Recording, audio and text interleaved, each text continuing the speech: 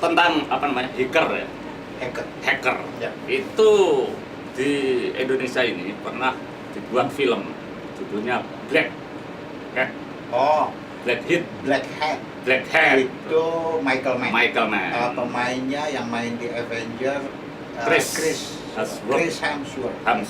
Nah, itu tahun 2015. Ya. Itu mereka syuting di sini ya, di lapangan Banteng sama di Priok. Ya, itu massal itu kolosal. Nah, itu bercerita tentang hacker. Jadi saya ingin mengatakan bahwa orang-orang film itu imajinasinya fiksionasinya gitu ya, itu lebih ke depan. Future.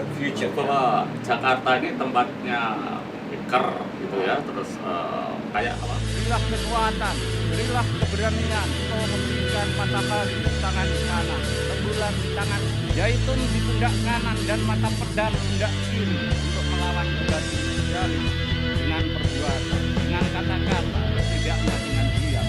Kegiatan perfilman hari ini hendaknya menjadi bagian dari amal perbuatan yang dikoridoi, bagian dari perjuangan mengemban amanat sebagai khalifah di bumi perfilman, di bumi negara kesatuan.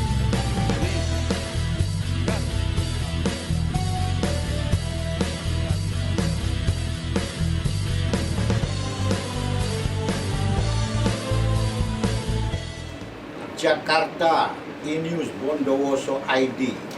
Akun baru hacker Bjorka akhirnya kembali muncul di Twitter setelah sebelumnya ditangguhkan. Kali ini Bjorka muncul dengan nama akun baru, yaitu @bjorkanation. Sama seperti sebelumnya, Bjorka kembali membocorkan sejumlah data pribadi pejabat-pejabat penting di Indonesia. Ini kalau kita lihat Bjorka ini yang belakangan ini luar biasa. Ini ada kaitannya nggak ya dengan film atau perfilman Indonesia? Ya ada lah, kita kait-kaitkan. Kan kemarin ada bilang semuanya tuh saling berkait ya. Jadi tentang apa namanya, hacker ya, hacker. Ya. Itu di Indonesia ini pernah dibuat film, judulnya Black Hat. Oh, Black Hat. Black Hat. Itu Michael Mann. Pemainnya yang main di Avenger, Chris Hemsworth. Nah, itu tahun 2015. Itu mereka syuting di sini ya, di lapangan Banteng sama di Priok. Ya, itu massal itu kolosal. Nah, itu bercerita tentang hacker. Jadi saya ingin mengatakan bahwa orang-orang film itu imajinasinya fiksionasinya gitu ya, itu lebih ke depan. Future. Bahwa Jakarta ini tempatnya hacker gitu ya, terus kayak apa? 2015. Jadi waktu itu dibuat film, dan kalau kita kaitkan dengan film, kalau kita kreatif, kan kita sering ngomong orang-orang film itu mestinya, atau sinias lah ya, bicara visi ke depan untuk jadi inspirasi dari hal-hal seperti itu. Jadi artinya bahwa segala isu itu kalau diolah bisa menjadi sebuah cerita yang menarik, ya. Tentunya memerlukan tingkat kecerdasan kreativitas yang cukup memadai. Bahkan sebenarnya bukan hanya isu Ya, diolah. tar dulu. Ini Bjorka sama film Indonesia ini gimana? Ada nggak ya? Apa tiba-tiba nanti besok dia buka tentang penggunaan dana untuk film-film dari pemerintah sekarang? Ya, mungkin nggak? Mungkin aja kalau perlu.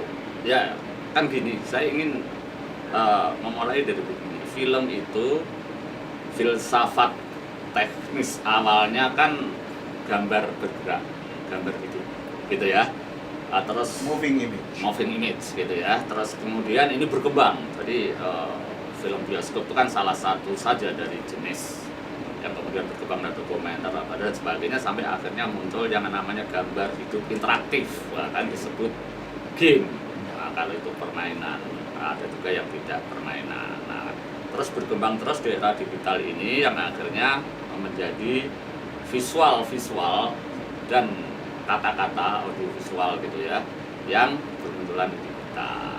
Nah, termasuk dokumen-dokumen sekarang kan divisualkan, didigitalkan di itu. Nah, ini menjadi arsip yang kemudian menjadi punya nilai panjang, artinya waktu ya, waktu panjang. Nah, kali ini muncullah apa hacker tadi, Bjorka membuka data-data rahasia negara dan pejabat. Nah, sehingga sebenarnya ini menyadarkan kita mestinya ya bahwa film itu, audiovisual itu, gambar hidup itu punya nilai-nilai yang efeknya panjang, kan gitu kalau kita kaitkan dampaknya luas dan panjang, baik sehingga positif maupun negatif. dan itu berpengaruh pada banyak sisi kehidupan. Kalau itu pengaruhnya negatif, jadi pengaruhnya bukan hanya hari ini, Bung. Kalau enggak, kenapa itu orang-orang pada kelimpungan ketika dibuka datanya transparan dan sebagainya? Ya pasti ada sesuatu yang nggak dikehendaki kan gitu. Tidak, bukan menjadi konsumsi umum. Ya itu soal itu ya, bahwa ada peraturan undang-undang wilayah privat itu tidak boleh dibuka dan sebagainya. Oh, ini menarik. Ini Bjorka membuka siapa itu Abu Janda dan Denny Siregar. Lah ya makanya. Sampai dia ngomong persetan sama mereka. Gila. Ya. Makanya begitu itu menjadi publik. Padahal kan ketika masuk digital kan itu nggak terhindarkan kan? Bisa, yang disebut rahasia-rahasia segala itu kan? Semua orang bisa mengakses itu. Nah, kan meskipun nanti ada inskripsi, ada segala macam kan? Nah, tetapi kan pada akhirnya ternyata muncul ini sama lah dengan gini loh. Dulu ada film seluloid dijaga dari pembajakan supaya tidak bocor gitu ya. Muncul di CV pakai KDM ya namanya. Wah, itu anak-anak teknik elektro, ITB teknik elektro itu jago aja mau. Jadi persoalannya bukan di teknik itu, kita lebih bicara pada konten sebenarnya. Karena kalau soal begitu itu udah pasti akan ada lah, mahasiswa-mahasiswa yang juga belajar bahwa anak-anak teknik itu bahwa akan muncul, maksud saya akan muncul seperti apa itu di Bjorka itu sebenarnya kalau kita cerdas lah, sedikit punya visi sudah bisa kita duga. Tapi emang hacker-hacker dari Indonesia itu emang jago. Ya, makanya mungkin itu yang tentu menginspirasi Michael Mann untuk membuat film Black Hat itu, bahwa Indonesia menjadi pusat hackers itu. Bisa jadi. Ya sangat bisa, makanya kan kemarin saya bilang sutradara itu, sineas itu memiliki visi misi sehingga karyanya diharapkan membawa inspirasi. Jadi ketika orang Indonesia belum kaget-kaget atau belum merasa nggak mungkin lah di Indonesia ada Bjorka gitu kan. Nah tahun 2015 Michael Mann sudah berpikir pusat itu di Indonesia kan begitu, sehingga dia bikinlah film Black Hat tadi. Sama gitu, Black Hat, topi hitam. Gitu ya. Dan itu kan waktu itu Michael Mann kesini di Subyo itu kan, Menteri datang, Menteri Luar Negeri datang. Itu kalau nggak salah itu mereka membutuhkan perangkat tempur, senjata segala macam itu disupport oleh pemerintah. Dan itu enggak perangkat tempur, perlu senjata. Oh, senjata. Ya. Nah, suatu ketika pinjam senjata beneran dari polisi.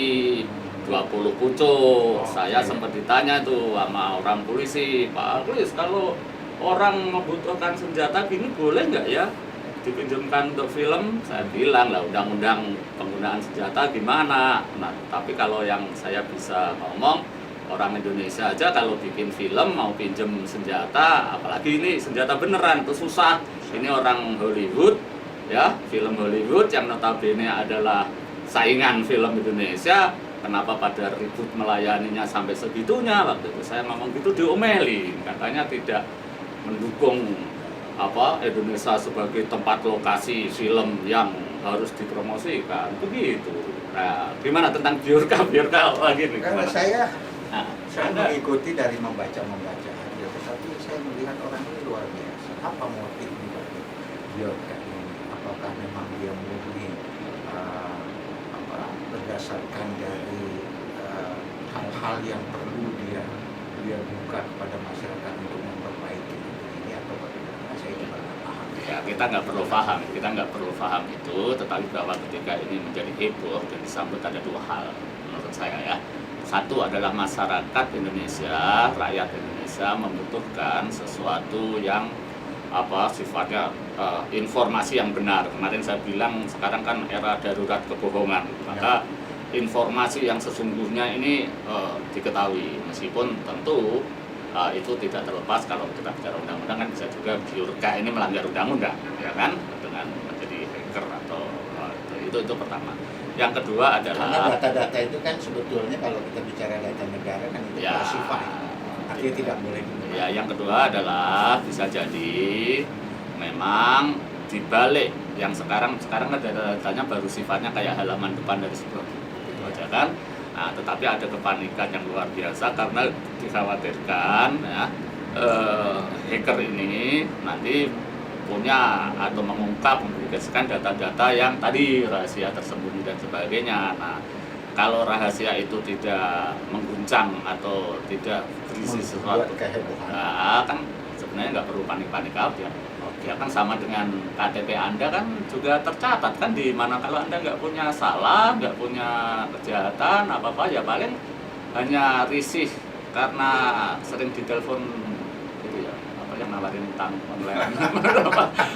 Tapi kan itu bisa Anda pemerintah. Itu bagian dari hidup.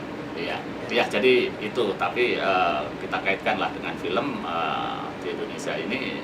Nggak tahu kalau film Indonesia pernah nggak yang bicara hacker? Karena setahu saya sih ada mungkin nyerempet tapi tidak